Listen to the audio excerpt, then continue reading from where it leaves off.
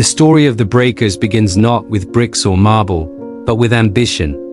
Imagine the late 19th century, a time when America was in the throes of the Gilded Age, a period defined by unprecedented wealth, rapid industrialization, and social rivalry among the nation's elite. Newport, Rhode Island, had already earned a reputation as the playground for America's richest families, a place where fortunes were displayed in summer cottages that rivaled European palaces in their scale and splendor. Yet even in this gilded playground, one estate would rise above the rest, a monument so grand, so audacious that it would forever redefine the limits of American opulence. This was the Breakers, a palace that would not only demonstrate the wealth of the Vanderbilt family, but also harbor the secrets that would allow it to endure for generations. Cornelius Vanderbilt II, heir to the Vanderbilt Railroad fortune, envisioned a home that would declare his family's dominance in a society obsessed with status. Unlike the modest, functional homes of ordinary Americans, the Breakers was designed to overwhelm the senses with scale, artistry, and material richness. It was not simply a residence. It was a stage upon which the Vanderbilts' wealth and influence could be displayed to the world. At the time, many considered such extravagance reckless, a testament to the extremes of a society intoxicated by money. Yet for Cornelius, the mansion was not vanity alone. It was legacy, a tangible symbol of the family's place in history. The planning of the Breakers began in the 1890s, at a moment when architectural ambition in America was reaching its zenith. Cornelius hired Richard Morris Hunt, America's first formally trained architect, whose reputation as a master of European-inspired designs was unrivaled. Hunt envisioned a Renaissance-style Italian palace that would rise on Newport's rugged coastline, its massive silhouette overlooking the Atlantic, commanding attention from miles away. Construction would take 4 years, demanding meticulous craftsmanship and extraordinary resources. Every decision, from the imported marble to the gilded ceilings, was a deliberate assertion of wealth and taste. Hunt's design was revolutionary for its time, blending old-world sophistication with modern innovations that made life in such an enormous home both possible and sustainable. Walking through the doors of the Breakers was meant to feel like stepping into another world. The grand hall, lined with marble and adorned with frescoes, set the tone for the entire mansion. Staircases, gilded and sweeping, drew the eye upward, emphasizing the mansion's vertical grandeur, while vast drawing rooms and ornate dining halls were designed for entertaining on an unparalleled scale. For the Vanderbilts, every detail mattered. Furniture, paintings, chandeliers, and tapestries were selected not merely for comfort or beauty, but to communicate cultural refinement and social supremacy. It was a home built not just to shelter a family, but to project power, taste, and permanence. Yet the Breakers was more than a palace. It was a fortress of foresight. Behind the opulent facades lay innovations that allowed it to survive the practical challenges of its time. Central heating, advanced plumbing, and elevators were not luxuries. They were necessities for a mansion of such magnitude. The estate's location, while breathtaking, also exposed it to harsh coastal weather, demanding careful planning and engineering to protect the structure for decades to come. In this way, the mansion's survival secret began to take shape. It was a combination of grandeur and pragmatism, an understanding that beauty without durability would be fleeting. Even as the construction cranes lifted marble and stone into place, the world outside was watching. Critics derided the Vanderbilts' ostentation, calling such homes symbols of excess in an era of social inequality. Yet Cornelius remained undeterred. He knew that wealth in America was not just measured in dollars but in influence, in the ability to leave a mark upon society. The Breakers, in its audacity, would achieve both. It would stand as a testament to the ambition and vision of one of America's greatest families. A palace too grand for its time, yet built to endure. Its secrets hidden not in gold leaf or frescoes, but in the careful orchestration of design, technology, and legacy. By the time the mansion was completed in 1895, the Breakers had already begun to define Newport itself, overshadowing neighboring estates and setting a new standard for luxury. But its survival, both as a home and as a historic monument, would depend on more than architecture. It would rely on foresight, strategy, and an unwavering commitment to preservation, a secret woven into every stone, every gilded railing, and every pane of glass. The story of the breakers is not merely a story of wealth. It is the story of vision meeting opportunity, of extravagance tempered with endurance, and of a palace whose very existence demanded that it outlast time itself. To understand the true significance of the breakers, one must first grasp the extraordinary story of the man behind it, Cornelius Vanderbilt II, born in 1843. Cornelius was heir to a dynasty whose wealth was built on the railroads, a family that had transformed the American landscape through iron, steam, and unrelenting ambition. Unlike his father and uncles, whose influence had been primarily financial, Cornelius possessed a vision that extended beyond mere accumulation. He understood that wealth in the Gilded Age was not simply a private comfort, but a public declaration, a language of power that needed to be spoken in stone, marble, and gold. And nowhere could this declaration be louder than in Newport, the summer playground of America's elite. The Newport of Cornelius's time was a city of contrasts, where gilded excess existed alongside modest seaside cottages and working-class neighborhoods. For the Vanderbilts, Newport was not merely a retreat. It was a theater of influence, a place to project wealth in ways that reinforced social hierarchy. In choosing the site for the breakers, Cornelius did not select the most convenient or sheltered location. He chose a rugged promontory overlooking the Atlantic Ocean, a site exposed to storms and the harsh realities of coastal erosion. This choice was deliberate. The mansion was to dominate the landscape, a visible emblem of Vanderbilt supremacy. A fortress of grandeur that could be seen from the sea, announcing the family's power to any approaching visitor. Construction began in 1893, a period when the United States was emerging from a severe economic depression. To some observers, embarking on a project of this scale was reckless, a display of hubris in a society still reeling from financial instability. Yet Cornelius was undeterred. He hired Richard Morris Hunt, the most prominent architect of the era, a man who had studied at the École des Beaux-Arts in Paris and understood the delicate balance between opulence and engineering precision. Hunt's plan for the breakers was inspired by the grand palaces of the Italian Renaissance, particularly the Palladian villas of the Fineo region, but adapted for the unique conditions of the American coastline. Every detail was scrutinized, from the load-bearing stone walls to the intricate plasterwork ceilings, to ensure that the mansion could withstand both time and tide. The construction of the breakers was nothing short of monumental.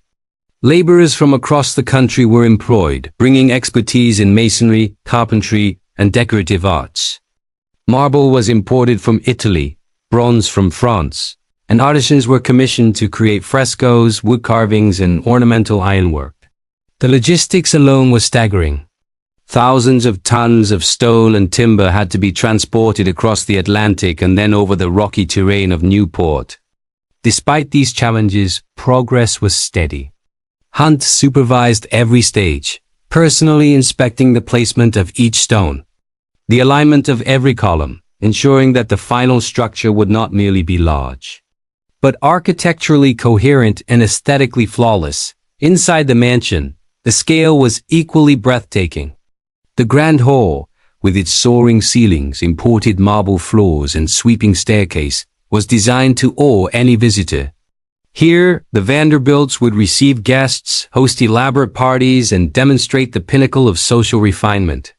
Adjacent rooms were appointed with furniture and decor that reflected Cornelius's cosmopolitan tastes, blending European elegance with American innovation. The dining room, capable of accommodating dozens of guests, featured hand-carved wood panels and gilded chandeliers, each detail meticulously selected to convey sophistication and cultural literacy. For Cornelius, every room was a stage, every object a symbol, every window a lens through which the world would perceive the family's supremacy. Yet the breakers was more than an expression of social ambition. It was also a marvel of practical innovation. Hunt incorporated state-of-the-art technologies that were unprecedented for domestic architecture at the time.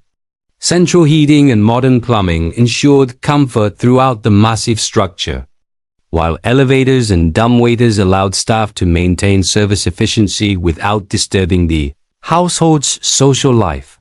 The mansion's construction was also remarkably forward-thinking in terms of structural integrity.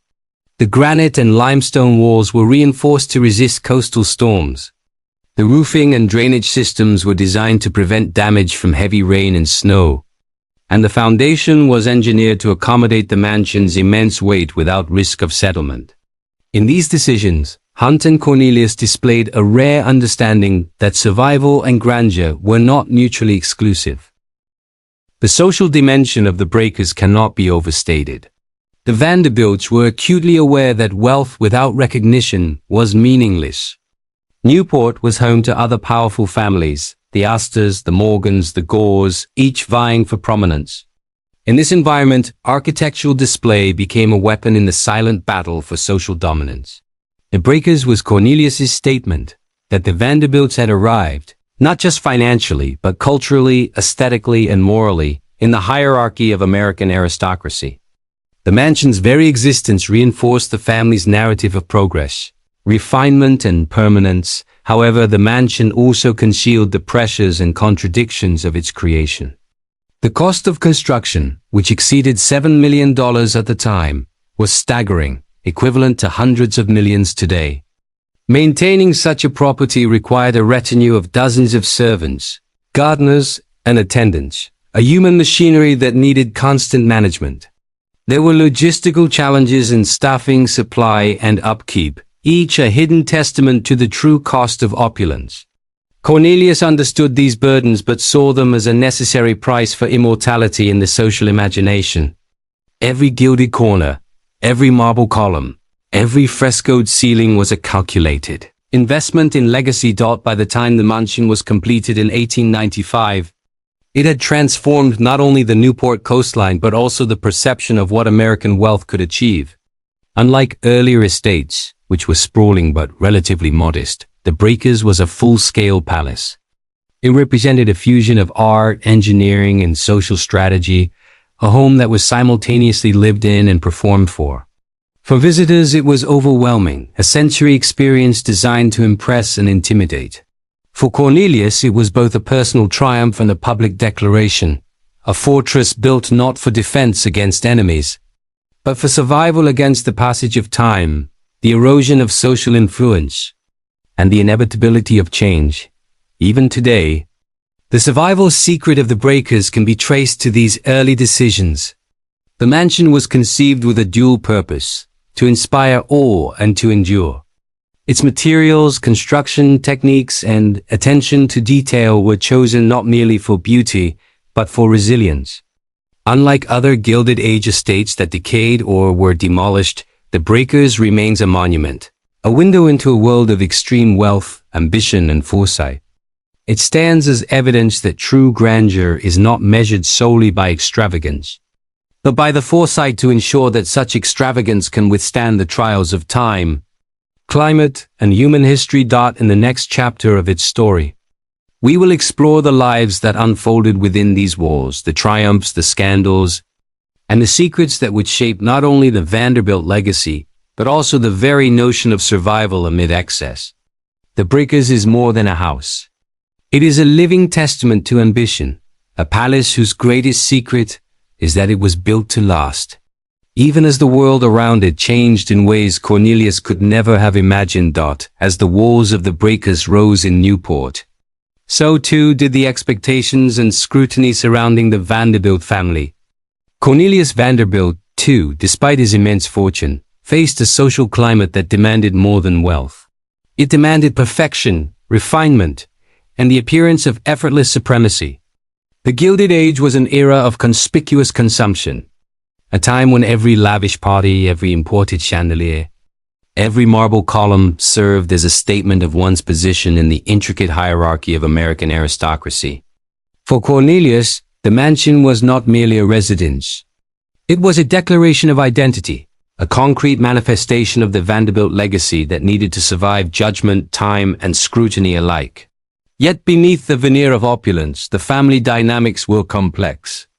often fraught with tension, expectation, and the weight of generational ambition. Cornelius had grown up within the enormous shadow of the Vanderbilt dynasty, a family whose wealth was rooted in the railroads and whose influence spanned from New York to Newport. His father, William Henry Vanderbilt, had expanded the family fortune to unprecedented levels, transforming Cornelius's inheritance into an almost unimaginable empire. The elder Vanderbilt believed in strict discipline, hard work, and a visible demonstration of success. Cornelius internalized these lessons, understanding that fortune alone was not enough. One had to wield it with precision, style, and awareness of the social currents of the time. The construction of the breakers became both a personal mission and a public performance, a project through which Cornelius would assert his authority within the family and the elite circles of Newport. Inside the walls of the mansion, life was a delicate choreography.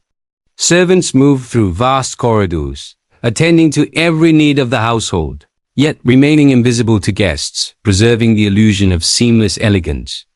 Cornelius and his wife, Alice Claypool Gwynn Vanderbilt, carefully curated their appearances, selecting attire, hosting schedules, and social engagements that reflected both refinement and influence.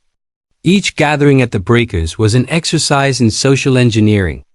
Balls and dinners were not only opportunities for leisure but arenas in which alliances were forged, reputations were cemented, and subtle power struggles were played out.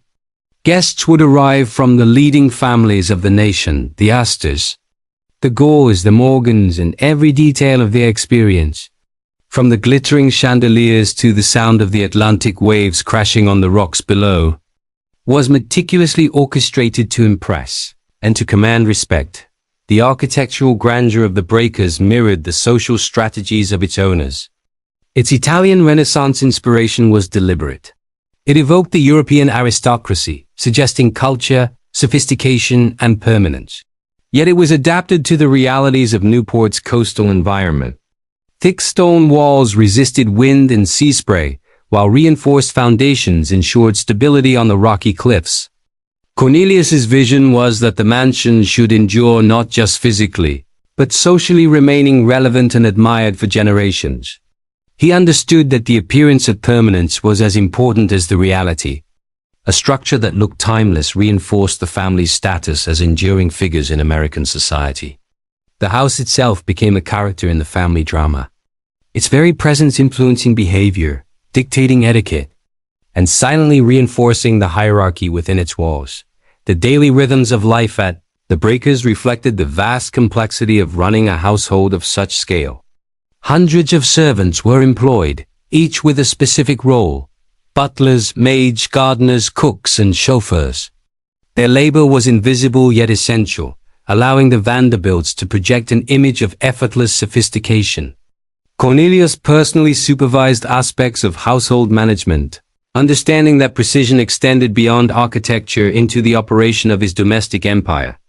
Alice Vanderbilt, while less publicly visible than her husband, wielded her influence in social matters, ensuring that the mansion's image inside and outside was consistent with the family's aspirations. Together, they orchestrated a household that was both functional and performative, a living museum of Gilded Age refinement. Yet beneath this veneer of control, tensions simmered. The Vanderbilt children, while heirs to an empire, were acutely aware of the expectations placed upon them. They were required to participate in the rituals of Newport society, to cultivate appropriate manners, to host and attend events that showcased the family's social prominence. At the same time, they were expected to internalize the lessons of thrift and discipline, a paradox that reflected the contradictions of the Gilded Age elite, an insistence on opulence tempered by the careful management of wealth. These pressures often created conflicts between personal desire and social expectation, between individuality and legacy. The breakers, while a sanctuary of comfort and luxury, also functioned as a stage for these familial dramas, where every misstep or rebellion could have social consequences. The construction of the mansion also exposed the Vanderbilts to the harsh realities of public scrutiny. The cost of the breakers, over $7 million in the 1890s, made headlines, drawing both admiration and criticism. Journalists and social commentators debated the ethics of such extravagance during a period of economic uncertainty for many Americans. Cornelius, however, remained undeterred. He understood that in the world of the elite, wealth was inseparable from visibility. To hide one's fortune was to diminish its power. The Breakers was meant to provoke awe, inspire envy, and establish the Vanderbilt name as synonymous with excellence and permanence. It was a calculated gamble, one that required courage, vision, and a willingness to bear criticism in the service of legacy. Beyond social performance, the Breakers represented a psychological statement. Cornelius sought to create a space that could withstand both literal and metaphorical storms. Its design anticipated the unpredictability of coastal weather, the evolving tastes of society, and the vicissitudes of fortune. The mansion's structure, its materials, and its interior design all reflected an understanding that survival required planning, foresight, and an uncompromising commitment to quality. In essence, the Breakers was a survival machine disguised as a palace, a concept that would prove prophetic as the family navigated personal tragedies, economic shifts, and the relentless pressures of public expectation in the decades to come. Social gatherings at the Breakers became legendary. Balls, concerts, and summer fetes were attended by some of the most influential figures of the era. Each event was a carefully choreographed performance, blending music, conversation, and spectacle to reinforce the Vanderbilt's position. Guests were awed not only by the architecture, but by the seamless operation of the household. The mansion itself became a tool of social power, mediating interactions, highlighting hierarchy, and subtly influencing perceptions. In this way, the Breakers was both a home and a weapon, a place where wealth was translated into influence and permanence. Yet life within the Breakers was not without its human complexities. Personal tragedies, familial tensions, and the weight of public scrutiny persisted behind the walls of the grand estate. The family's fortune and fame brought opportunities, but also obligations and expectations that were often burdensome. The mansion's very scale amplified these pressures, making privacy a luxury and performance a necessity. Cornelius and Alice Vanderbilt navigated these challenges with the same attention to detail they applied to construction. Understanding that survival, both social and familial, required careful orchestration, resilience, and discretion. Ultimately, the survival secret of the Breakers lies not solely in its architecture or its opulence, but in the intricate interplay of family, society, and vision. Cornelius Vanderbilt, too, understood that a palace of such magnitude would only endure if it served multiple purposes, as a home, a social instrument, a symbol of permanence, and a stage for the family's narrative. It was this understanding, applied with meticulous care and unwavering ambition, that ensured the Breakers would outlast both its builders and the era in which it was conceived. In doing so, it became more than a house. It became a living chronicle of Gilded Age aspiration, strategy, and survival. In the following chapter, we will explore the intimate dramas that unfolded within these wars, the private triumphs and hidden struggles of the Vanderbilts, and how the Breakers, despite its grandeur, became a silent witness to the fragility, ambition, and resilience of a family determined to endure both time and history. The story of the Breakers is not merely a tale of stone, marble, and gold leaf. It is a narrative deeply entwined with the intimate struggles, triumphs, and tribulations of the Vanderbilt family. By the time Cornelius Vanderbilt II and Alice Claypool Gwynn Vanderbilt had established the mansion as the apex of Newport society, it had become both a symbol and a crucible. Within its imposing walls, the family's private dramas unfolded, often concealed from the admiring eyes of socialites and journalists alike. While the grandeur of the Breakers dazzled the world, behind closed doors, the Vanderbilts contended with pressures that tested their resilience, their relationships, and their very identities. The mansion, while a fortress of wealth and taste, also became a mirror reflecting the vulnerabilities of those who inhabited it. From the outset, the challenge of raising children within such an environment was formidable. The Vanderbilt heirs were expected to absorb lessons in propriety, social maneuvering, and stewardship of wealth. all while navigating the peculiar isolation that came with living in the largest private residence in Newport. Cornelius and Alice understood that the children's upbringing would shape the future of the family name, yet the very magnitude of the house imposed its own pressures. The children moved through vast halls and echoing rooms, their footsteps accompanied by the quiet but omnipresent presence of servants whose labor was invisible yet constant.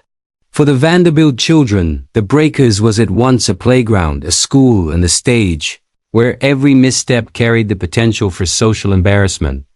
The mansion demanded discipline, awareness, and an early understanding that personal desires were secondary to legacy. Alice Vanderbilt, in particular, played a pivotal role in navigating these complex dynamics. Unlike her husband, whose influence was more public, she exercised control within the domestic sphere, crafting a carefully monitored environment in which the family's image could be meticulously managed. She was both matriarch and social strategist, ensuring that every element of daily life, from meals to music to the circulation of guests, contributed to the overarching narrative of refinement and control. Her role was invisible to outsiders, yet it was essential. The family's survival in the ruthless social hierarchies of the Gilded Age depended upon her precision, judgment, and discretion. Alice's influence extended to the children as well, shaping their education, social interactions, and sense of duty.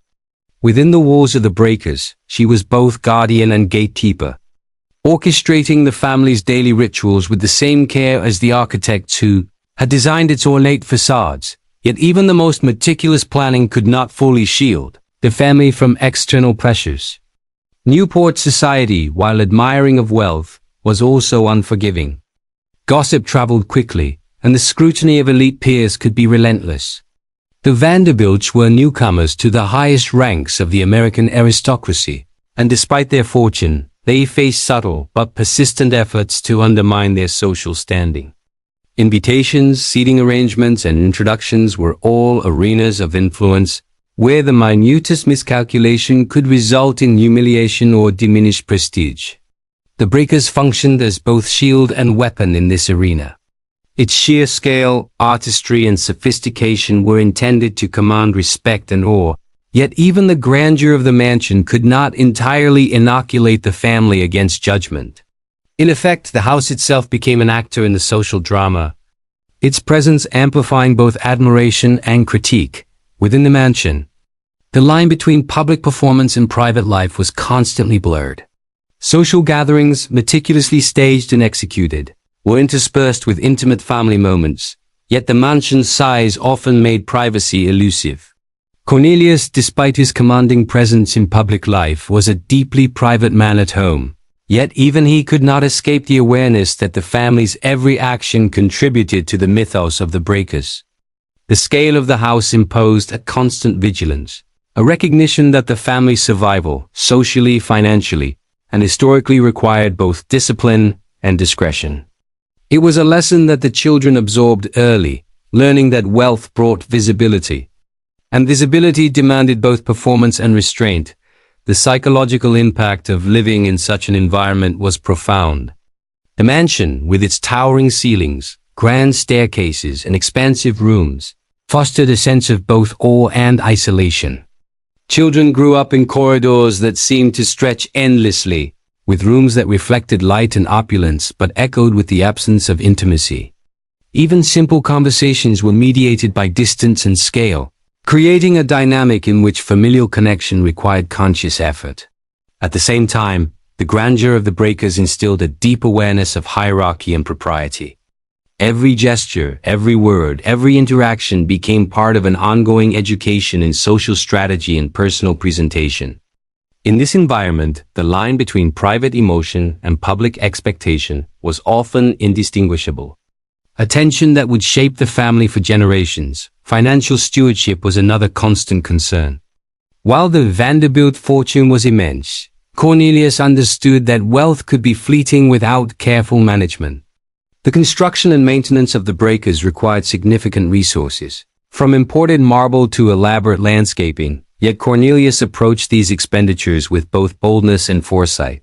He viewed investment in the mansion as a necessity for social survival, a long-term strategy that would secure the family's legacy. Every addition to the property, every decorative choice was imbued with intent, reflecting both aesthetic preference and strategic calculation. The house was a physical embodiment of Cornelius's philosophy that survival, both social and familial, depended upon careful planning, meticulous execution, and the capacity to impress while preserving substance. Despite the careful orchestration, tragedy and misfortune were never far from the Vanderbilt household. Illness, accidents, and the unpredictability of life intruded upon even the most ordered of existences. Within the walls of the Breakers, these moments of crisis tested the family's resilience and their ability to maintain composure in the face of adversity. The mansion, grand though it was, could not shield them from mortality or misfortune. Yet it provided a framework for coping, a space in which grief, loss, and triumph could be privately managed even as the family's public image remained impeccable. The structure itself became a repository of memory, both joyous and painful, bearing silent witness to the human realities that unfolded within its gilded halls. The servants, too, played a critical role in sustaining the mansion's dual function as home and stage. Hundreds of staff, each highly trained and precisely coordinated, ensured that daily life and social events proceeded without disruption. Their labor, often invisible to guests, was essential to the family's survival strategy. Through their work, the household maintained the illusion of seamless perfection, allowing the Vanderbilts to focus on both social performance and private matters. The relationship between family and staff was one of mutual dependency, a complex web in which loyalty, discretion, and skill ensured that the mansion functioned as intended. In many ways, the human network supporting the Breakers was as critical to the family's endurance as the stone, marble, and steel of the structure itself. Ultimately, the survival secret of the Breakers during this period lay not only in its architectural grandeur but in the intricate interplay of human, financial, and social strategy. Cornelius and Alice Vanderbilt understood that to endure in the unforgiving world of Gilded Age society required more than wealth. It required foresight, discipline, and the ability to navigate both internal and external pressures with skill and subtlety. The mansion was their instrument, a tangible manifestation of their philosophy, and a vessel for the family's ambitions. It was both shield and stage, protector and performer, a living testament to the complexities of survival in an era defined by opulence, scrutiny, and the relentless pursuit of legacy. As the years progressed, the Breakers would continue to witness both triumph and adversity, hosting generations of Vanderbilts while standing as a monument to their ingenuity and resilience.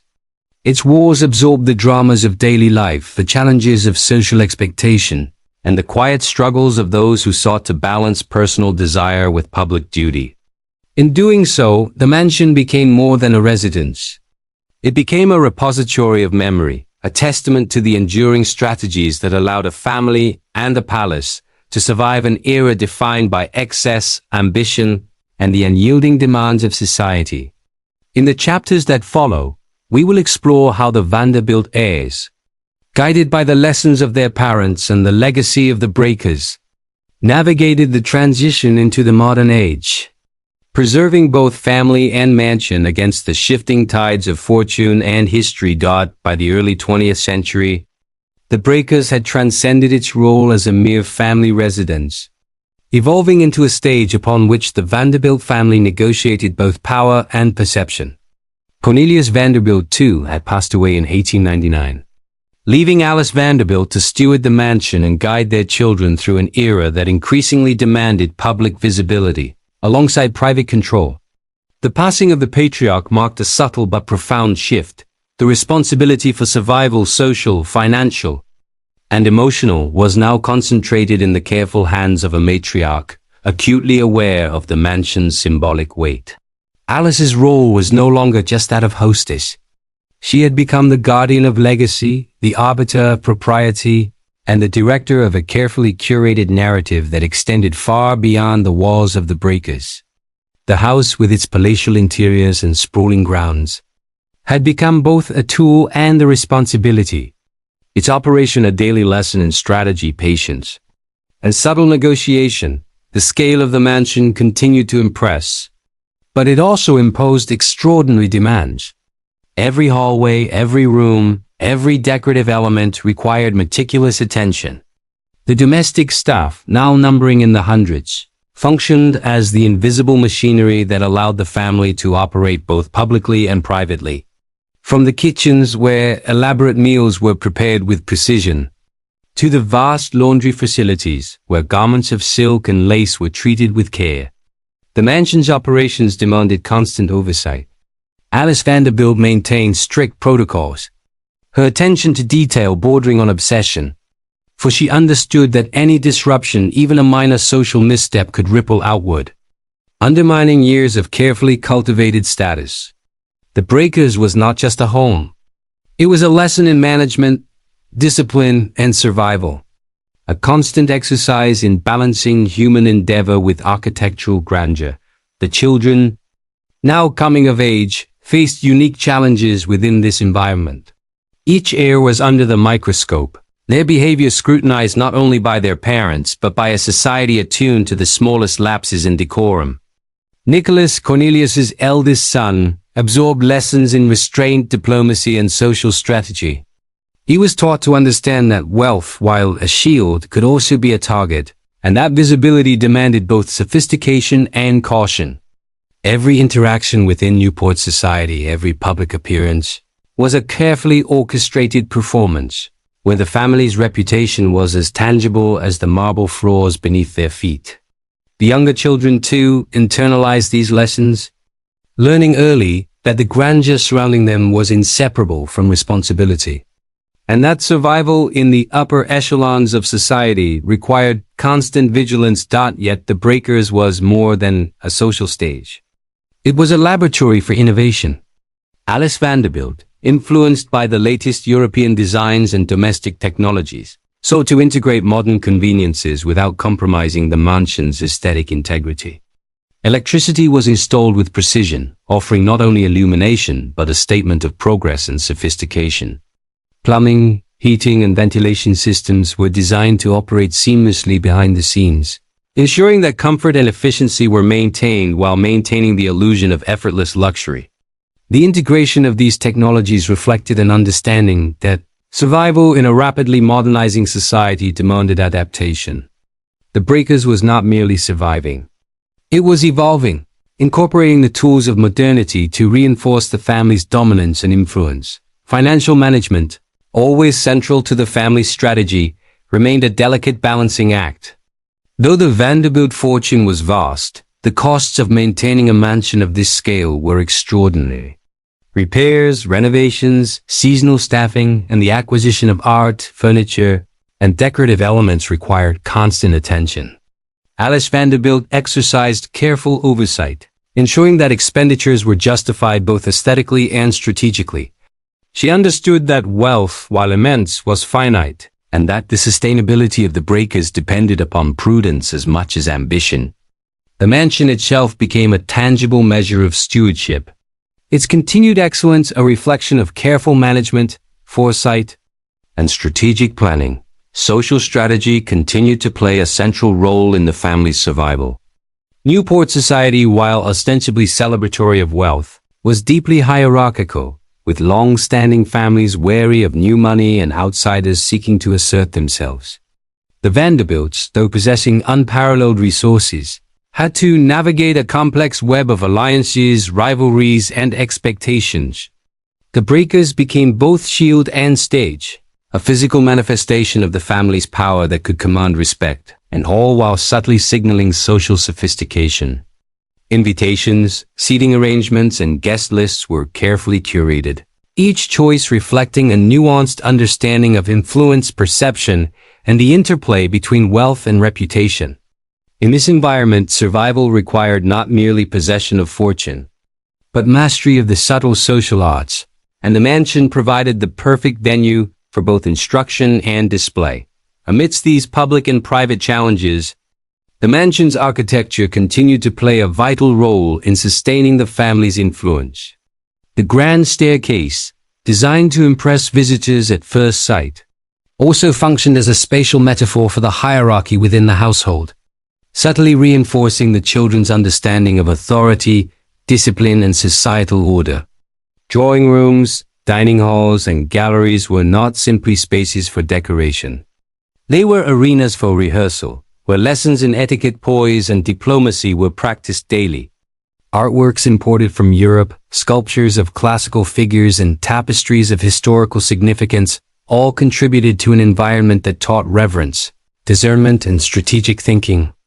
Every aspect of the mansion was a curriculum in survival, a silent teacher guiding the family through the complexities of wealth, power, and public expectation. Yet even within this carefully orchestrated environment, the family was not immune to tragedy and misfortune. Illness, accidents, and the unpredictability of life punctuated the routines of daily existence, reminding the Vanderbilts that no fortress, however grand, could completely shield its inhabitants from the forces of fate. The mansion, while providing security and continuity, also bore witness to grief, loss, and the fragility of human life. Within its walls, the family learned resilience, finding ways to maintain composure, continuity, and dignity even amidst personal suffering. In this sense, the Breakers functioned not only as a home and social stage, but as a crucible in which endurance, adaptability, and strategy were continually refined. The network of staff integral to the mansion's functioning became an invisible layer of survival strategy. Household managers, butlers, maids, and cooks operated with precision, executing the family's vision while maintaining discretion and loyalty. Their expertise ensured that both daily life and grand social events proceeded without disruption, allowing the Vanderbilts to concentrate on the broader challenges of social positioning and legacy. In many ways, the human ecosystem supporting the Breakers was as vital to survival as the mansion's stone, marble, and gold. The interplay between human skill, architectural design, and strategic oversight created an environment in which the family could navigate the pressures of wealth, scrutiny, and public expectation with a degree of control rare for the era. By the end of this period, it was evident that the survival of the Breakers and the Vanderbilt family depended upon a synthesis of vision, discipline, and adaptability. The mansion's grandeur provided a shield, a stage, and a tool for education. Yet it was the family's understanding of strategy, social, financial, and operational, that truly ensured their endurance. Each hallway, each room, and each carefully orchestrated event was a lesson in foresight, subtlety, and perseverance. The house, in its scale and complexity, became both a symbol and a practical instrument, teaching the family that survival in the Gilded Age required more than wealth. It required mastery of the interplay between perception, influence, and execution. As the years advanced, the lessons embedded within the Breakers would continue to resonate. The children, having matured within this meticulously curated environment, carried forward the strategies of survival, social diplomacy, and prudence learned from their parents. The mansion remained a living testament to both human ingenuity and endurance, demonstrating that the survival of a family or a palace depended as much on skill, strategy, and resilience as on fortune and beauty. In the chapters to follow, we will examine how these principles guided the Vanderbilts through the challenges of a changing America, preserving not only their mansion but the legacy it embodied, ensuring that the Breakers would continue to stand as a symbol of both opulence and enduring survival. As the 20th century progressed, the Breakers faced pressures unlike any in its early years, and the Vanderbilt heirs found themselves navigating a world in flux. The grandeur of the mansion, once a tool of prestige and control, now posed practical and symbolic challenges. The opulence that had cemented their social standing also imposed extraordinary maintenance costs, and the family was acutely aware that sustaining such a palace required more than fortune. It demanded vigilance, strategy, and adaptability. The lessons of survival that Alice Vanderbilt had instilled became crucial as her children assumed more responsibility, each grappling with the dual weight of inheritance, the tangible marble floors, gilded ceilings, and sprawling gardens, and the intangible, the family name.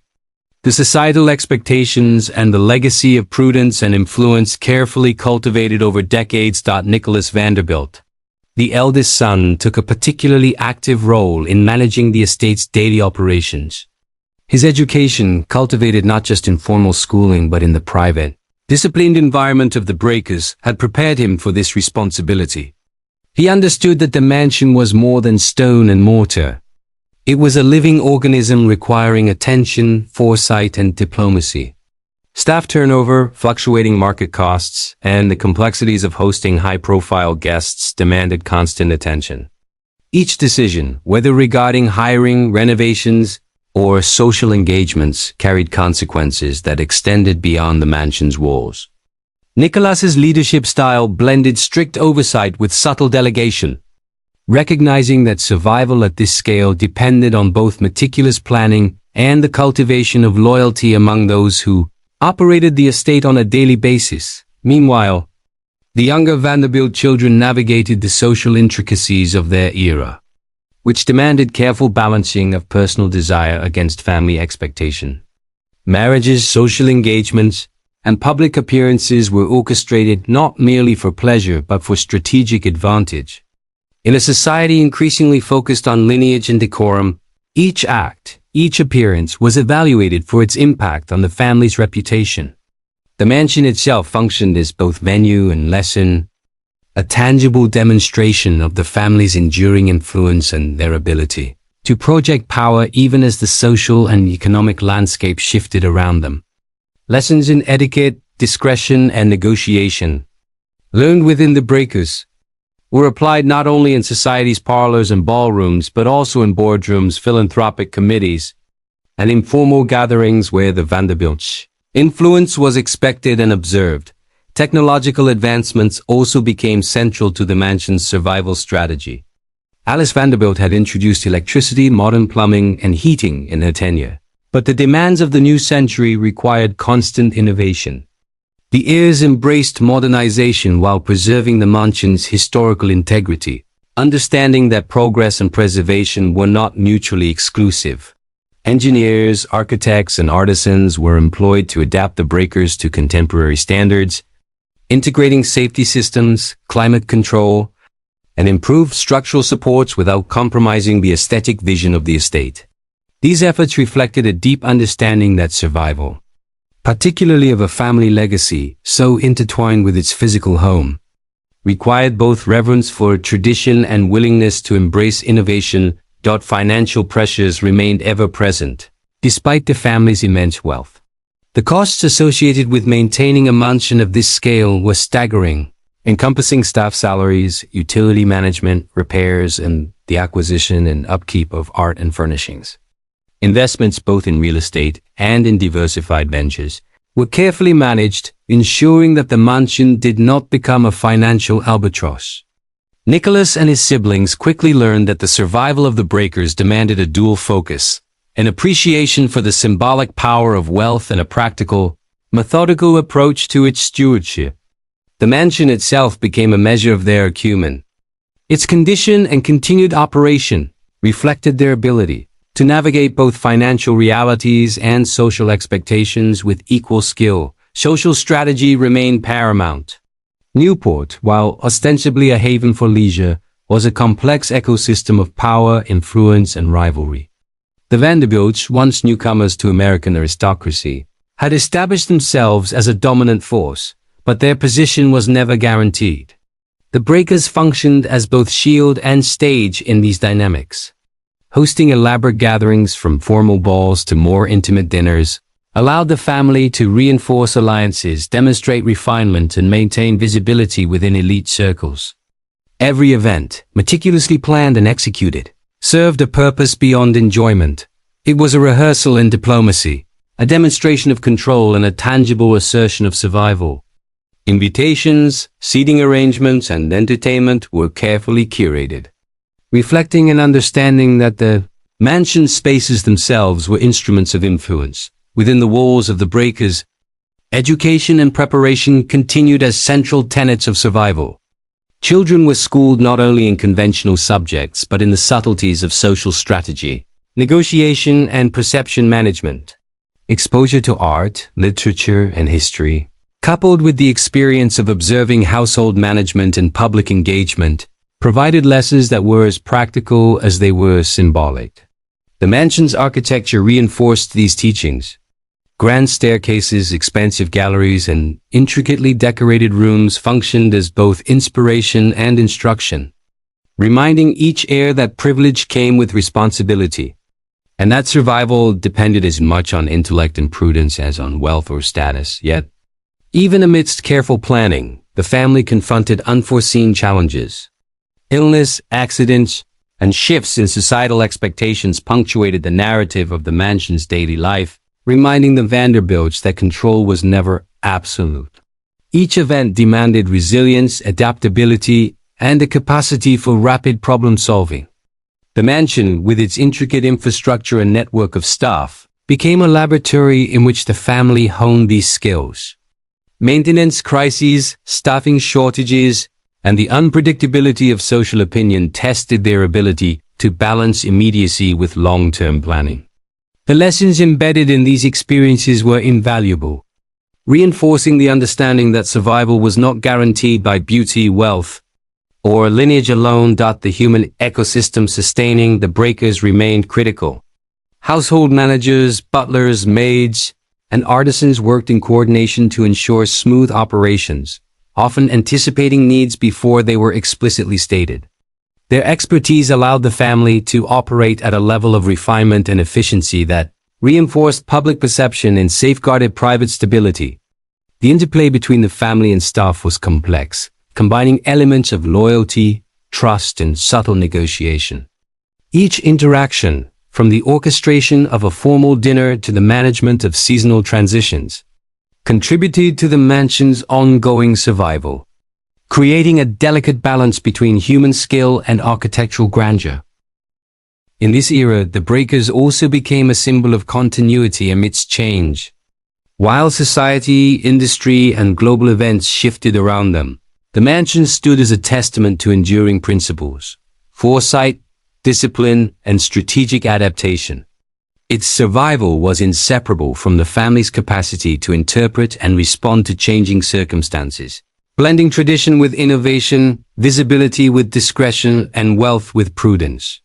The lessons learned within its walls continued to shape each generation, reinforcing the understanding that survival, whether of a family, a fortune, or a palace, required constant vigilance, adaptability, and a mastery of both human and material resources. By the time the 1920s arrived, the breakers had established itself not only as a monument to opulence but as a case study in endurance. The Vanderbilt heirs had internalized the strategies of their predecessors, balancing the visible grandeur of the mansion with invisible mechanisms of management and influence. Every social engagement, every renovation, every staff meeting, and every architectural detail was part of a comprehensive system designed to ensure that the mansion and the family would continue to thrive. In this sense, the breakers had become more than a home. It was a living, evolving embodiment of survival, a palace whose lessons in strategy, discretion, and adaptability would resonate across generations and across the annals of American history. The 1930s arrived like a shadow over the gilded corridors of Newport, and the breakers, a palace that had long symbolized unassailable wealth, now faced the test of a nation in crisis.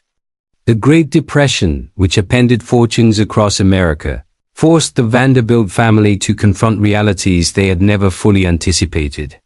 For decades, their wealth had been assumed inviolable, a river flowing through generations, sufficient to sustain a lifestyle of opulence without constraint. Yet as unemployment soared, banks failed, and industries collapsed, the family recognized that privilege alone could not guarantee survival. The very estate that had embodied their triumphs, its sweeping staircases, ornate ceilings, and expansive gardens, became both a symbol of fragility and a locus for strategies that would ensure its continuity. Nicholas Vanderbilt, now a mature figure responsible for the oversight of the breakers, understood that preserving the mansion required both austerity and ingenuity. The family instituted a rigorous review of expenditures, re-evaluating staffing, maintenance, and social commitments. Luxury, once a demonstration of status, now needed careful calculation. Even minor indulgences were scrutinized in terms of necessity versus symbolism. Yet in the midst of this financial vigilance, Nicholas was careful to maintain the mansion's outward grandeur. Public perception remained paramount. To show any diminution of the breaker's opulence risked diminishing the family's influence and social standing, a lesson hard-earned from generations of meticulous attention to appearances. The staff, a silent backbone of the estate, felt the impact immediately. While some positions were consolidated or restructured, Nicholas prioritized retaining skilled personnel whose expertise had been honed over decades. Their loyalty, cultivated through years of stability and mutual respect, became invaluable. Housekeepers, chefs, gardeners, and maintenance specialists were not simply employees. They were custodians of tradition, guardians of a legacy whose survival depended on precision, discretion, and continuity. Each staff member understood that their role extended beyond duty. It was part of an elaborate choreography that allowed the breakers to function as a palace. Even when economic forces threatened the broader societal fabric, the architectural demands of the mansion were also inescapable. The breaker's intricate systems, its early electrical wiring, heating networks, and elaborate plumbing required constant maintenance, a costly endeavor even in prosperous times. The Depression intensified these pressures, as materials became expensive and skilled labor scarce. Nicholas engaged engineers and craftsmen who could reconcile modern needs with historic preservation, ensuring that necessary upgrades did not compromise the mansion's aesthetic or structural integrity. These efforts were emblematic of a broader survival principle: adaptation without erosion of identity. The family understood that the mansion was more than shelter. It was a symbol, a narrative in stone, marble, and gilding, whose continuity was inseparable from the Vanderbilt legacy. Financial strategy extended beyond the mansion itself. Investments, diversified through industrial ventures, real estate, and equities, became a crucial buffer against the volatile economy. Nicholas, along with trusted advisors, carefully navigated the turbulent financial landscape, balancing risk with prudence. The family's approach combined traditional stewardship, minimizing unnecessary expenditures, preserving capital with selective engagement in opportunities that could sustain their fortune. In doing so, they exemplified a principle vital to the breaker's survival. Wealth was not merely to be displayed. It was to be managed, protected, and strategically deployed. Socially, the Vanderbilts adapted their approach to align with the sensibilities of the era. Extravagant balls and celebrations, once a hallmark of Newport's summer season, were tempered. The family shifted toward hosting smaller, more intimate gatherings, where influence and diplomacy could still be exercised without overt displays of excess. In these moments, the breakers continued to function as a stage for status, but the performances were measured, deliberate, and attuned to the wider social climate. Guests arrived not merely to witness opulence, but to engage in the subtle exchanges of power, network, and loyalty that had defined the estate for decades.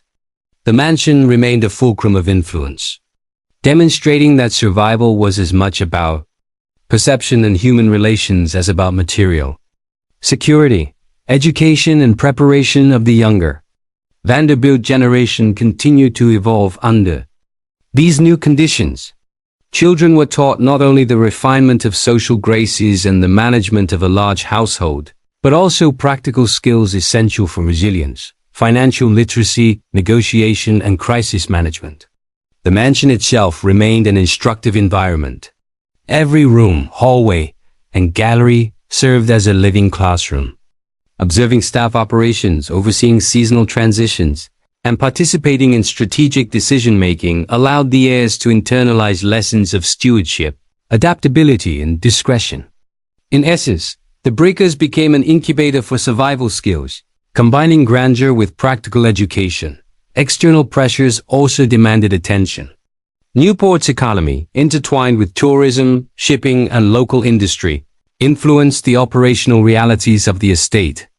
The Vanderbilts engaged with the local community strategically, providing employment, maintaining relations with suppliers and supporting initiatives that reinforced social goodwill. These acts were not purely altruistic. They represented a calculated integration into the societal fabric, ensuring that the mansion remained both respected and protected. Public relations became a subtle but vital component of survival, a lesson the family had absorbed from prior generations, when influence often depended on perception as much as wealth. Despite meticulous planning, the family could not insulate themselves entirely from the era's emotional toll. Anxiety, uncertainty, and the specter of potential loss weighed on every decision. Nicholas and his siblings often reflected privately on the fragility of even the greatest fortunes, recognizing that the Breakers, a palace built for permanence, was vulnerable to forces beyond their control. This awareness instilled a quiet discipline. Celebration was tempered by caution, opulence by practicality, and visibility by strategic discretion. The mansion, in this context, became both a refuge and a training ground, teaching its inhabitants to navigate the intersection of privilege and vulnerability with poise and foresight. Philanthropy and public engagement, once ancillary to the family's social strategy, now assumed a survival dimension. Contributing to local relief efforts, supporting cultural institutions, and maintaining visibility in civic projects reinforced the family's reputation while strengthening networks that could provide assistance or influence during challenging times. These activities, while outwardly generous, were carefully calibrated, reflecting the ongoing understanding that perception, influence, and stability were interdependent. The Breakers served as both venue and symbol for these efforts, showcasing the family's resilience and adaptability, even as the country faced profound hardship.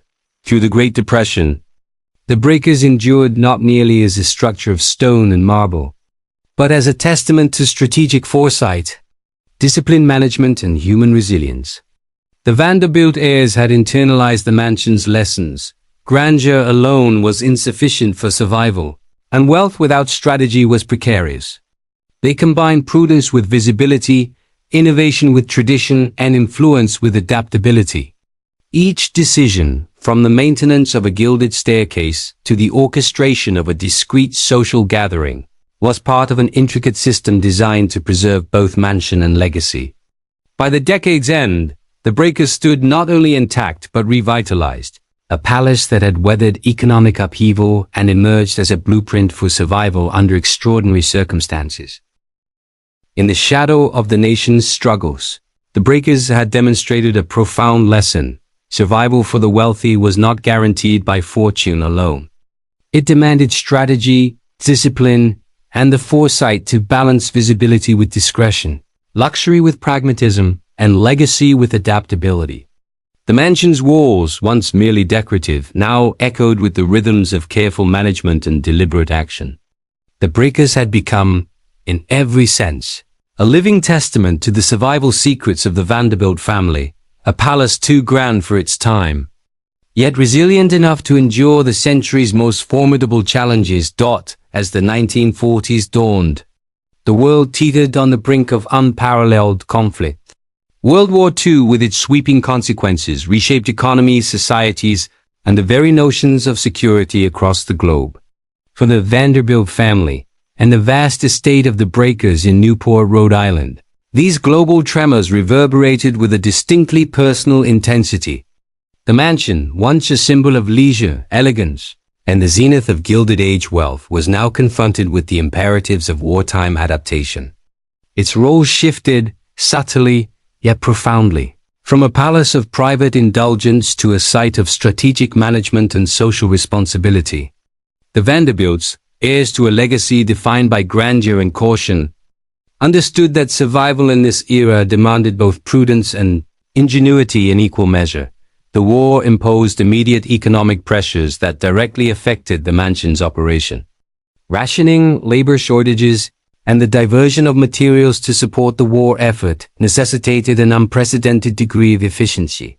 Coal for heating, previously abundant and taken for granted, became scarce, forcing the family to rethink the management of the Breakers' extensive heating systems. Electricity, water, and food supplies were rationed, and staff numbers were reduced or reorganized to ensure that essential functions could continue without waste. The mansion, whose intricate infrastructure had long been maintained with lavish resources, now had to function under constraints that required creativity and adaptability. Engineers and estate managers worked tirelessly, retrofitting systems, conserving energy, and finding substitutes for materials that had become prohibitively expensive or unavailable. The Vanderbilt family also recognized the importance of aligning themselves with the national mood. In a time when displays of wealth could provoke public resentment, the estate's visibility had to be carefully moderated. Large-scale entertaining, once a defining feature of Newport summers, was largely curtailed. Private gatherings were kept discreet, and the family focused on events that combined social necessity with public-minded purpose. Charity, civic engagement, and contributions to war relief efforts became central to the estate's social activity. By offering financial and logistical support to initiatives aiding soldiers, displaced families, and domestic programs, the Vanderbilts not only demonstrated patriotism but also safeguarded the public image of the Breakers. The mansion, once a fortress of private splendor, now functioned as a subtle instrument of diplomacy, influence, and social stability. Staff dynamics during this period also underwent profound transformation. Many longtime employees were called to serve in various capacities related to the war, leaving gaps in the workforce that demanded quick adaptation.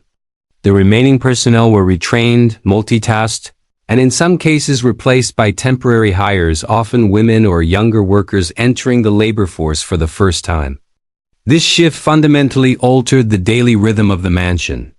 Traditional routines, lavish meals, elaborate housekeeping, and ceremonial preparations were streamlined, yet maintained with an attention to detail that preserved the estate's character. In this way, the Breakers became a microcosm of the broader societal adjustments wrought by wartime exigencies: efficiency, resourcefulness, and flexibility without abandoning the veneer of dignity and order. Financial prudence, a cornerstone of the Vanderbilt survival strategy, took on new urgency. Investments were re-evaluated in light of wartime volatility.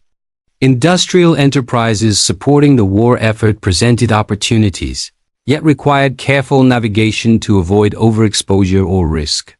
The family's portfolio was diversified to balance stability and growth, ensuring that the mansion's maintenance and the household's needs could continue uninterrupted. Every expenditure, from repair materials to luxury goods, was scrutinized through the lens of necessity and symbolic value. This meticulous approach allowed the Breakers not only to endure but to retain its distinctive aesthetic. Even as the nation underwent profound economic and social upheaval, the war also brought the estate into closer connection with the community. Newport, a strategic coastal location, became increasingly relevant to naval operations, and the Vanderbilts sought to leverage their influence to contribute to local initiatives. Contracts with local suppliers were maintained. Employment opportunities were created within the limits of wartime restrictions, and support was extended to civic organizations coordinating relief efforts. These activities strengthened bonds between the mansion and the surrounding populace, ensuring that the Breakers remained respected and protected despite the extraordinary pressures of the time. The estate's survival was inextricably linked to its role as both employer and patron, a reminder that wealth alone was insufficient without strategic engagement with the world beyond its gates. Despite these adaptations, the human experience within the Breakers remained complex. Anxiety over the war's outcome, concern for relatives serving overseas, and the constant awareness of global instability shaped daily life in ways previously unimaginable. The Vanderbilt heirs, many of whom were now adults with responsibilities extending beyond the estate, navigated a delicate balance between maintaining household operations, fulfilling civic obligations, and coping with personal fears. Education, a lifelong priority within the family, continued in modified form. Young heirs were instructed not only in traditional social graces but also in crisis management, financial acumen, and strategic thinking skills essential for sustaining the mansion and the family legacy during and after the conflict. Physical maintenance of the mansion, also took on symbolic importance during the war. Repairs, renovations, and landscape management were approached with an acute awareness that the breakers represented continuity, heritage, and resilience. Every gilded stair, marble column, and landscaped garden communicated stability amidst uncertainty. The Vanderbilts understood that even as the world faced upheaval, the mansion could serve as a tangible anchor, a reassuring emblem of permanence, taste, and order. This consciousness informed every decision, from material selection to the scheduling of work crews, ensuring that the estate retained its grandeur while functioning within the practical limits imposed by wartime scarcity. In addition, the breakers became a repository of memory and history. Family archives, correspondence, and heirlooms were meticulously preserved, reflecting an acute awareness that the mansion's significance extended beyond its physical presence. These records, often catalogued with precision by the estate staff, chronicled not only the Vanderbilt lineage but also the adaptations, strategies, and sacrifices necessary for survival. In this way, the mansion operated as both home and living museum, its narrative encompassing triumph, adaptation, and endurance. Perhaps most remarkably, the Vanderbilt family leveraged the breakers as a tool for morale, both within their household and in the broader community. Occasional tours for select visitors, participation in charitable exhibitions, and small-scale cultural events allowed the mansion to contribute to the war effort by fostering a sense of normalcy, pride, and continuity. The estate's elegance became a silent message, even in a world overshadowed by conflict. Tradition, art, and discipline could endure. Through these acts, the Vanderbilts reaffirmed the mansion's dual function, a private sanctuary and a strategic instrument of influence. Survival and cultural stewardship. By the conclusion of the war, the breakers had weathered not only economic depression but global conflict, emerging intact and operational. Its survival was no accident. It was the product of meticulous planning, disciplined management, and an unwavering commitment to adaptability. The Vanderbilt family had internalized the mansion's lessons. Luxury without prudence was perilous. Visibility without discretion was dangerous, and legacy without strategy was vulnerable. The breakers remained a palace of incomparable grandeur, yet beneath its gilded surfaces lay a story of resilience, ingenuity, and foresight. In this era of uncertainty, the estate had proven that survival required far more than wealth. It demanded vision, discipline, and the courage to navigate the unknown while preserving the essence of what made the mansion a symbol of enduring power. The post-war era ushered in a period of profound transformation, both for American society and for the iconic Gilded Age estates that had long symbolized wealth and status. The breakers, which had weathered the economic strains of the Depression and the logistical pressures of World War II, now faced a new set of challenges, ones less overtly dangerous but equally demanding. The very context that had preserved its survival during wartime, discipline, prudence, and careful management would now be tested in a society rapidly modernizing, where social values, economic expectations, and cultural priorities were shifting beneath the mansion's gilded roof. For the Vanderbilts and the stewards of this extraordinary estate, survival was no longer simply a matter of maintaining infrastructure or resources. It was about adapting to a world in which the very concept of grandeur was being questioned. In the immediate post-war years, the social landscape of Newport, Rhode Island, began to shift dramatically. The once exclusive summer colony, dominated by Gilded Age magnates, found itself opening to a broader spectrum of visitors. Rising mobility, fueled by wartime advances in transportation and a booming middle class eager to experience symbols of American opulence, placed estates like the breakers under increasing public scrutiny. The Vanderbilts were acutely aware that maintaining privacy while accommodating public interest required delicate negotiation. Controlled access became essential, both to preserve the mansion's physical integrity and to manage its symbolic power. Unlike other estates that succumbed to overexposure, the breakers carefully curated its visibility. Tours were organized but selectively. Events were staged but with strict boundaries. Every decision reflected an understanding that prestige, once earned, could be squandered through mismanagement, and that the mansion's legacy depended as much on perception as on preservation. Economically, the post-war years introduced pressures that were subtle but relentless. Inflation, rising labor costs, and the sheer expense of maintaining such an elaborate estate required innovative financial strategies. The Vanderbilts had long relied on diversified portfolios, yet the post-war economy demanded more agile management. Estate managers meticulously tracked expenditures, from the care of marble staircases and gilded fixtures to the preservation of priceless art collections and rare furniture. Every penny spent was weighed against both practical necessity and symbolic value. The mansion could not merely survive, it had to project continuity, taste, and restraint. In this context, financial acumen became inseparable from cultural stewardship, a lesson embedded into the very operation of the breakers. During these years of transition, the mansion's physical maintenance also reflected the broader societal shifts of the mid-20th century. Modern heating, plumbing, and electrical systems were retrofitted to meet new standards, but these upgrades were executed with an extraordinary attention to historical authenticity. Craftsmen and engineers were instructed not only to repair but to preserve. Materials were sourced to match the original, and techniques replicated to maintain the mansion's Gilded Age character. The gardens, too, were meticulously maintained, reflecting both the Vanderbilts' appreciation for landscape, artistry, and a strategic awareness that appearances conveyed power. Every hedge, fountain, and statue told a story.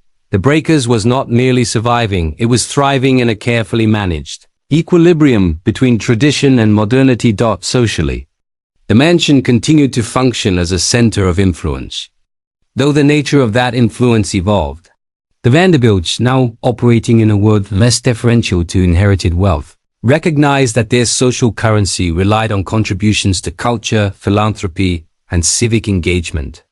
They sponsored art exhibitions, funded local initiatives, and engaged selectively in national discussions, all while maintaining the mansion as a private sanctuary. The Breakers in this era became a stage for both subtle diplomacy and public benevolence.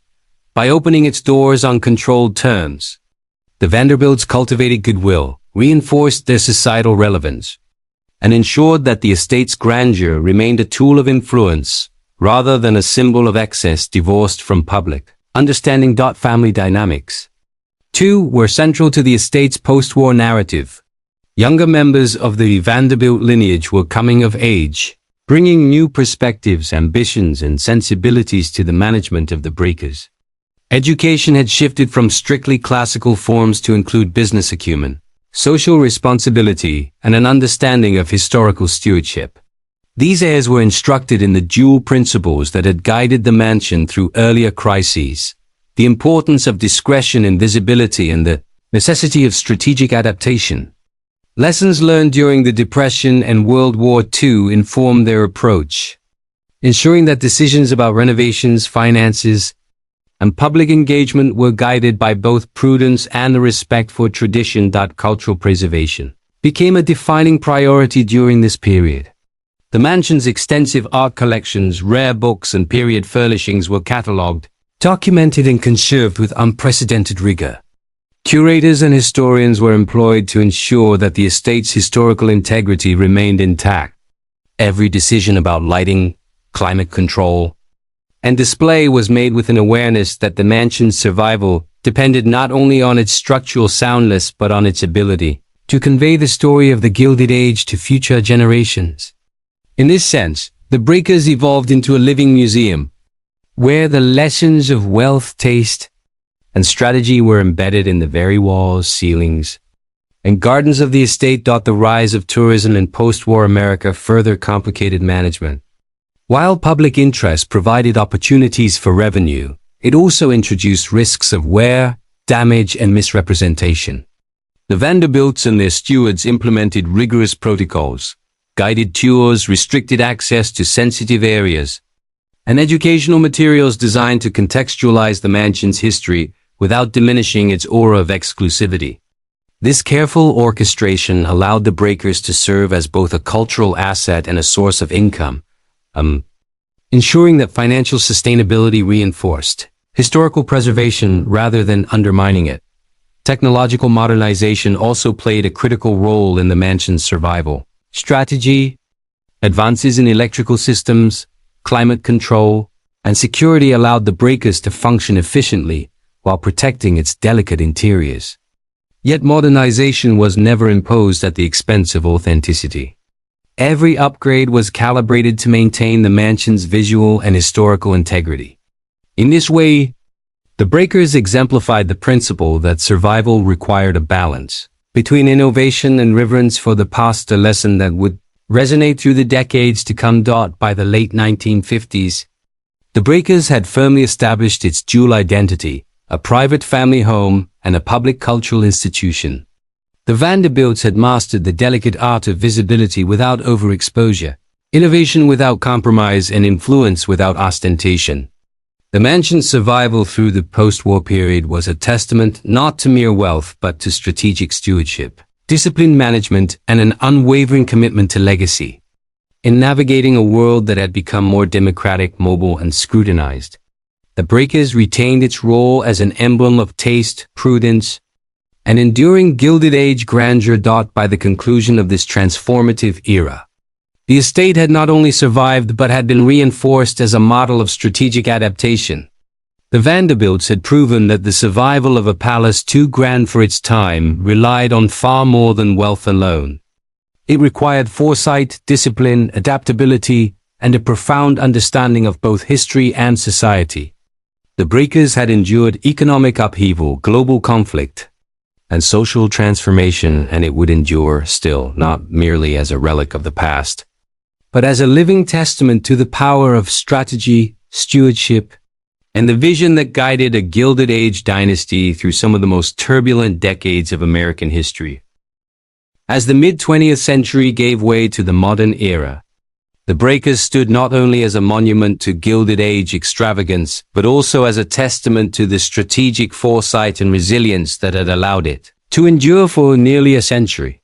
Unlike many contemporaneous estates that had succumbed to neglect, taxation, or the changing tides of American society, this mansion survived not merely because of wealth, but because of careful stewardship, adaptability, and a deliberate cultivation of legacy. By the 1960s and 1970s, the Vanderbilts and their appointed stewards had come to understand that survival depended on embracing a dual identity, one of private family sanctuary and another of public cultural institution. This duality was the secret that had preserved the breakers, allowing it to flourish in a society that had long since questioned the value of ostentatious displays of wealth. The late 20th century introduced a renewed wave of public fascination with America's Gilded Age. Scholars, historians, and enthusiasts began to reassess estates like the breakers not simply as symbols of excess, but as architectural marvels, cultural artifacts, and repositories of historical memory. Recognizing this shift, the Vanderbilts and their estate managers implemented a series of preservation strategies that were unprecedented in scope and sophistication. Every architectural detail, from the sweeping marble staircases to the intricately carved ceilings, was meticulously maintained. Gardeners preserved the elaborate landscaping designs created by Frederick Law Olmsted's protégés, ensuring that the exterior vistas reflected the grandeur of the interior spaces. Even seemingly minor elements, the patina of brass fixtures, the hue of silk wall coverings, the arrangement of antique furnishings, were approached with an almost obsessive commitment to historical fidelity. Financial sustainability, which had long been a key factor in the mansion's survival, took on a new dimension during this era. While the Vanderbilts' fortune had historically underwritten the estate's operations, the costs of modern preservation were substantial, and reliance solely on family wealth was no longer a viable long-term strategy. The solution came in the form of public engagement. Guided tours, cultural events, and educational programs transformed the breakers into a source of revenue that reinforced its mission rather than detracting from its prestige. Visitors were carefully managed to prevent damage to delicate interiors, and interpretive materials were designed to contextualize the mansions history in a manner that respected both the past and the intelligence of the audience. The estate became a model of how historic properties could generate income while maintaining authenticity, a blueprint that would influence preservation strategies nationwide. Yet financial and structural preservation alone could not ensure survival. Equally crucial was the cultivation of the mansion's symbolic and cultural significance. The Breakers had always been more than a home. It was a statement, a story, and a repository of social memory. The Vanderbilts understood that its enduring value rested on its ability to communicate lessons about taste, ambition, and prudence to successive generations. Exhibits were carefully curated, highlighting not only the opulence of the Gilded Age, but also the managerial strategies and ethical considerations that had ensured the estate's continuity. In this way, the mansion became both a historical artifact and a living example of strategic survival, an edifice whose beauty was inseparable from the wisdom that preserved it. During these decades, the mansion also became a focal point for academic research and cultural discourse. Art historians studied its European-inspired design elements. Economists analyzed the sustainability strategies employed by the Vanderbilts, and social historians explored its role in shaping elite American society. Each study reinforced a central truth: the Breakers survived because its stewards understood that wealth alone was insufficient. It required vision, discipline, and a proactive approach to both preservation and public engagement. The mansion's story became a case study in resilience, demonstrating that even the most extravagant creations could endure when, guided by intelligence and foresight. Technological advancements further bolstered the mansion's longevity. State-of-the-art climate control systems were installed to protect delicate interiors from humidity and temperature fluctuations. Advanced security measures, including surveillance and alarm systems, ensured that valuable artifacts were safeguarded without intruding on the aesthetic experience of the mansion. Electrical, plumbing, and heating systems were modernized with minimal disruption to historical features. Reflecting a broader philosophy, innovation was embraced only when it reinforced preservation, never when it threatened authenticity. In this way, the Breakers exemplified a principle that would become central to heritage management worldwide: the balance between modern functionality and historical integrity. Family engagement remained a crucial element of the mansion's survival strategy. Descendants of Cornelius Vanderbilt II continued to participate actively in decisions regarding preservation, public access, and interpretation. Their involvement ensured continuity of vision, connecting the decisions of the present to the foresight of earlier generations. Younger family members trained in business, history, and cultural management brought fresh perspectives that complemented traditional approaches. This intergenerational stewardship reinforced the mansion's resilience, embedding a culture of responsibility and respect that extended far beyond bricks and mortar. Public recognition of the Breakers' significance grew steadily. Newspapers, documentaries, and guidebooks celebrated its architectural brilliance and historical importance, framing the mansion as a national treasure rather than a private curiosity. This recognition, while flattering, also imposed responsibilities. The estate had to be maintained to a standard befitting its status as a symbol of American cultural heritage. The Vanderbilts, in collaboration with preservation experts, rose to this challenge, ensuring that the Breakers could withstand scrutiny from the most discerning critics and scholars. Every restoration project, every garden renewal, and every curatorial decision reinforced the mansion's role as an exemplar of both aesthetic and managerial excellence. The lessons embedded in the Breakers' survival resonate beyond the realm of architecture or wealth. They speak to the broader principles of foresight, strategic management, and the cultivation of legacy. The mansion demonstrates that survival, particularly for structures or institutions of extraordinary complexity, is never accidental. It is the result of deliberate, sustained effort, informed by a deep understanding of